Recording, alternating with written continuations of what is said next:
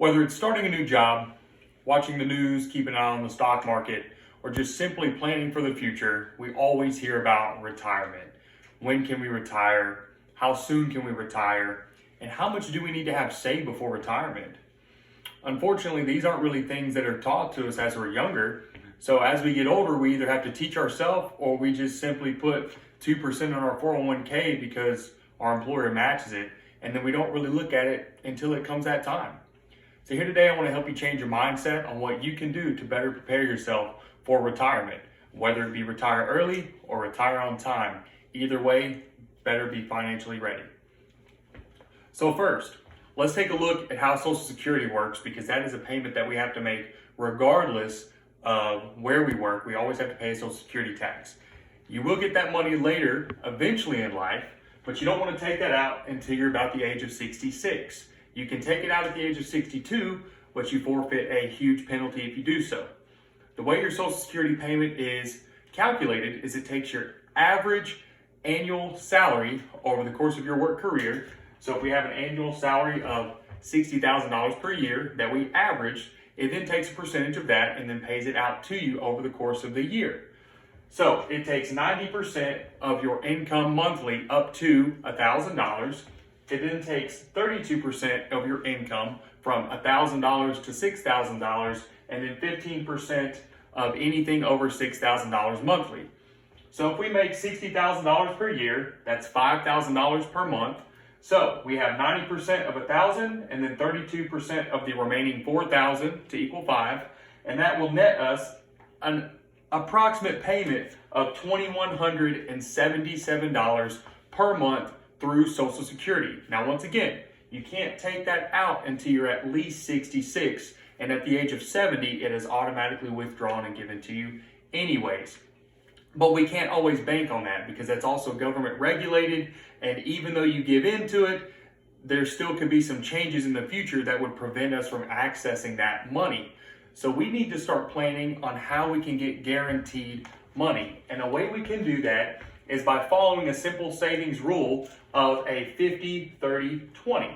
Now, according to Mary Hunt, who is a financial advisor and a New York Times best-selling author, she abides by the 50-30 rule, which means 50% of your income goes towards your expenses and your needs.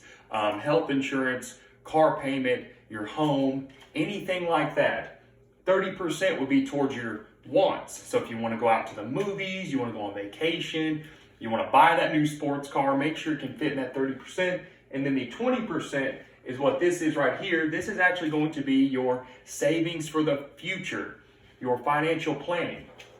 So out of that 20%, we're still basing it on a $60,000 a year income. We're going to be allocating part of it to your 401k, which we always want to match what our company offers. If your company offers a 3% match or a 50% up to 5% match, then we still want to at least contribute and match that, because that is free, untaxed money.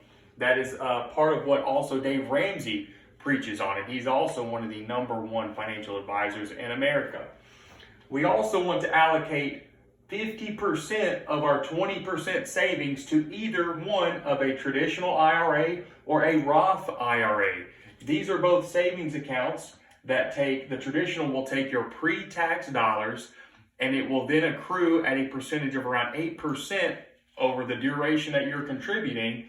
And then when you come to the age of retirement, whether it be 60, 65, 70, you can then take that money out, and then it will be taxed at that point. You'll be taxed on the gains that you make. A Roth IRA is a contribution IRA that you can take your already taxed money, so post-taxed money, and then you can enjoy tax-free gains on the gains that you do make. So really, you just got to educate yourself and see what you think would better suit you.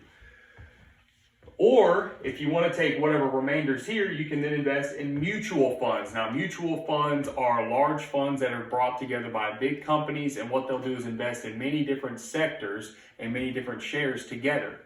Now, they're a less volatile investment, but their interest rates and their average percentage yield will always change, but they will stay around the 8 to 12% gain per year. Now, you need to manipulate your pie chart here, whether you want to do 5% to 401k, 5% to mutual funds, or 10% to your IRAs, but that is just something that we need to do. Now, if you're in the goal mindset like Lucas, I want to retire early, I want to get out of here by the time I'm 50 years old, well, then you're going to want to do the mutual fund route. And what you're going to want to do is you're going to want to find a mutual fund that copies the S&P 500, which has averaged about 11% return over the past 30 years. Now, if you just say, let's say you make $60,000 per year, and after tax, you take $6,000 per year for 20 years and put it into a mutual fund. So like right now I'm 25, so by the time I'm 45, I would have $450,000.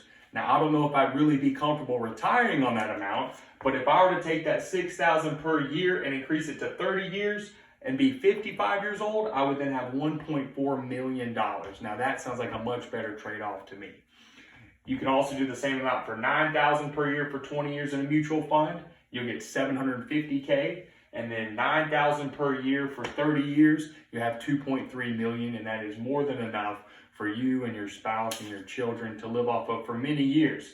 So this mutual fund option, if you do it just for 30 years at the age we are now, you could have a very happy and long retirement and still get to draw from that Social Security as well later. And if you're still making contributions to your work, you'll also be grooming from a 401k as well. Many different avenues. I said all that to say this. I want us to really explore the options that we have available in life. There's so many of them. We need to get out and educate ourselves. You need to look at your 401k. You need to look at your mutual funds. You need to look at your IRAs. You need to invest and save for the future. Thank you.